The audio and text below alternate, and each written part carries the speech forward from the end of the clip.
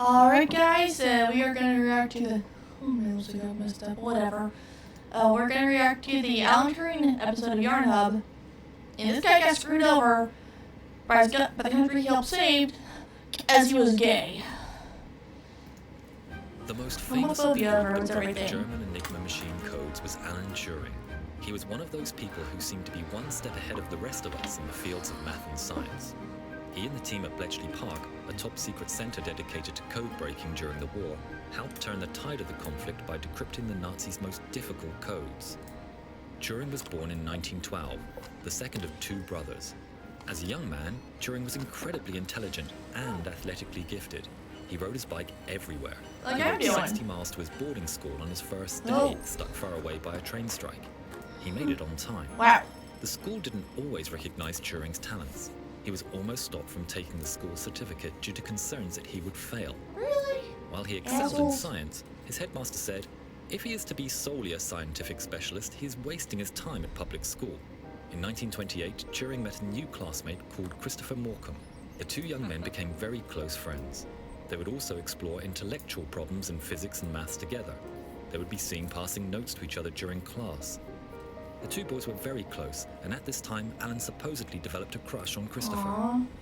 Their friendship was not to last, though, as in 1930, when Alan was 17 years old, Christopher died of That's tuberculosis. sad.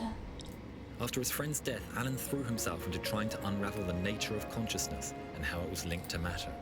This led Alan to think about the concept of the mind as a machine that could be recreated with mathematical logic.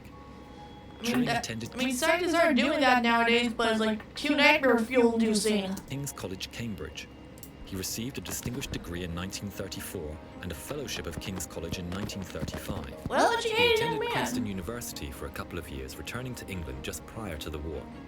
As war broke out in Europe in 1939, Turing went to work for the British cryptanalytic headquarters at Bletchley Park. The people at Bletchley Park worked 24 hours a day to break a variety of German codes and give the Allies prior knowledge of German intentions to be used on the battlefield, skies and oceans, and see inside the German Reich to try and understand the workings of the murderous regime. Whoa. At Bletchley, Turing was known to be somewhat eccentric. He would ride to work in a gas mask to protect him from pollen. You know what? As someone who's like allergies, how like fully awakened, I understand that. I mean, I got a job every tomorrow. I can't have like allergies like fucking up my sinuses. His bike had a bad chain, and instead of replacing it, he kept time in his head, counting out the pedal rotations it would take before it fell off, then repairing it before it did. He would also chain his mug to a I mean, I once got my bike gear dented because one of my backpack straps like got into the chains. radiator to avoid it getting taken by someone else. In Hut 8, Turing, who was always referred to as Prof, and his team elaborated upon the early computer designed by Poles working to break the German Enigma machine codes. With this work, and Turing's ability to see patterns and equations, the team in Hut 8 began to break additional German codes. Most famously, the U-boat codes, which ordered the German submarine fleet towards their victims and hunting grounds. Time to hunt As the them war wolves. progressed and the ciphers became more complex, Turing and the team at Bletchley invented more complicated machines to rapidly decrypt the German communications. At its peak, Bletchley was decrypting 84,000 communications each month. Sweet. After World War II, Winston Churchill called the submarine threat the only thing that really scared him during the war. Though many worked on this problem and others, without Alan Turing, the solution to the problem might have taken much longer, time which the Allies did not have, or may not have even happened at all. His work undoubtedly shortened the war and saved many lives.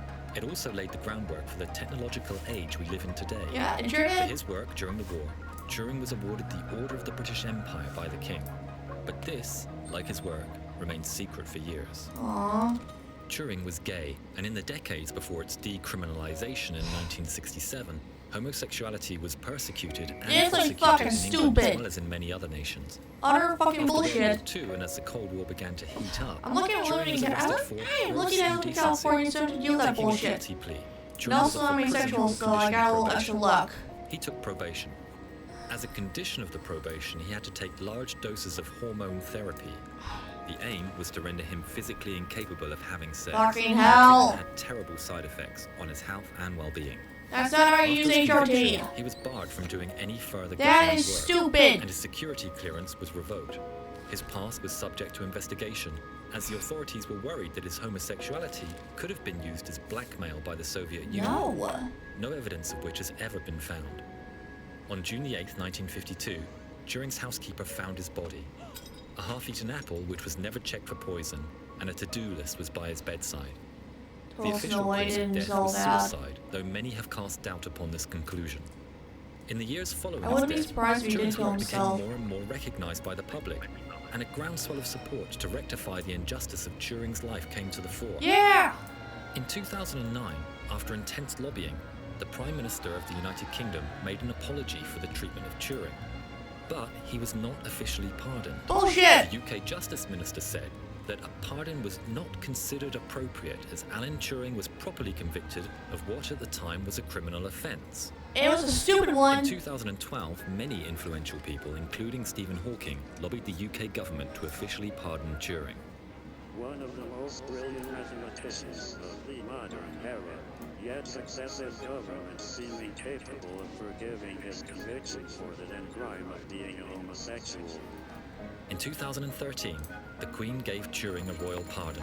About fucking time Prime someone used Minister to brain. David Cameron said his actions saved countless lives. He also left a remarkable national legacy through his substantial scientific achievements, often being referred to as the father of modern computing. Stephen Fry said at the time, "At bloody last. Next step a banknote if there's any justice." Yeah. In 2014, the movie The Imitation Game, starring Benedict Cumberbatch and Keira Knightley, was released, depicting Turing's struggles and lending impetus to a new realization of his genius and knowledge of his persecution. In June 2019, the British government announced that Turing's likeness would be placed on the £50 note. A small comfort to those who knew and supported Turing. The note contains an appropriately enigmatic quote from Turing. "This is only a foretaste of what is to come, and only the shadow of what is going to be." He deserved to be on a £50 note. He helped like hunt down submarines. That's fucking awesome. It doesn't matter what gender someone's sexually attracted to or what gender they fucking identify as. If they do their job right, that's all that fucking matters. I'll see you in the next one, and I will hope that I get a job.